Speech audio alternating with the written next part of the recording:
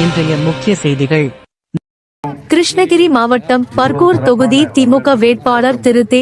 மதியழகன் அவர்கள் தீவிர ஓட்டு சேகரிப்பில் ஈடுபட்டுள்ளார்.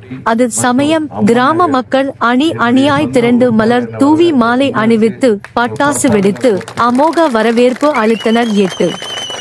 8/4/2026 அன்று துவரப்பள்ளி பண்டசிமனூர் பட்லப்பள்ளி குட்டூர் சிகரளப்பள்ளி துவரப்பள்ளி கொங்கன் சேர்வு சிகரளப்பள்ளி சிக்கிலிநாத்தம் கப்பல்வாடி ஆகிய பகுதிகளில் தனது பிரச்சாரத்தை மேற்கொண்டார். அது சமயம் அதிமுக ஏறிய ஏணியை எட்டி உதைத்தது போல விசுவாசம் அற்ற எடப்பாடியால் மக்களுக்கு எப்படி விசுவாசமாக தொண்டாற்ற முடியும் என கேள்வி எழுப்பினார்.